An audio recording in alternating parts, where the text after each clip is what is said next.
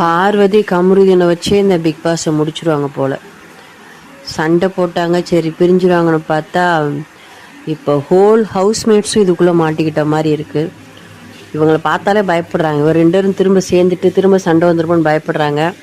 இப்போ நேற்று எபிசோட்லாம் பார்த்தா ஒவ்வொருத்தராக கூப்பிட்டு வந்து பாருக்கு அட்வைஸ் பண்ணிகிட்டு இருக்காங்க, ஏன் திரும்ப போய் பேசுகிற அப்படின்னு சொல்லிட்டு.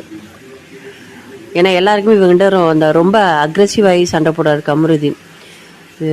பயப்படுறாங்க ஆக்சுவலி மற்ற கண்டஸ்டன்ஸ்லாம். ஆனால் இதை பற்றி பாருவுக்கு எந்த கவலையும் இருந்த மாதிரி தெரில. கெக்கன்னு இவங்க அட்வைஸ் பண்ணுறப்பெல்லாம் பல்ல காட்டுது. இல்லை பாரு வந்து அவளை எல்லாரையும் ஏமாற்றிட்டு இருக்காங்க. திரும்பவுமே வந்துட்டு ஷீ ஃபீல்ஸ் ஹாப்பி. அந்த கமரு வந்து இந்த 2 நாள் டாஸ்க் அப்போ பேசுகிறப்பெல்லாம் இவங்களுக்கு வந்து ரொம்ப அது சந்தோஷமாக இருக்குது.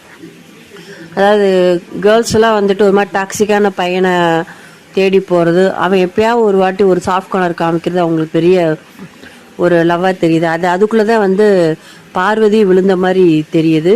இவங்க எவ்வளோ பேர் அட்வைஸ் சொன்னால் அது காதலே விழுகலை, அப்படியே ஆக்ட் பண்ணுறாங்க, அப்படி இல்லை இப்படி இல்லை அப்படின்னு சொல்லிட்டு. பட் ஷீ என்ஜாய்ஸ் அகெயின் வந்து அவன் கமருதீன் வந்து பேசுகிறது.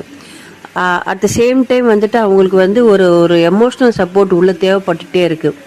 ஸோ அதுக்காக வந்து எவ்வளோதான் கமருதீன் வந்து சண்டை போட்டாலும் திட்டினாலும் திரும்ப ஒரு சின்ன சாஃப்ட் கார்னர் காமிச்சாலும் அவங்க ரொம்ப அதை வந்து ரிசீவ் பண்ணுறாங்க, என்ஜாய் பண்ணுறாங்க.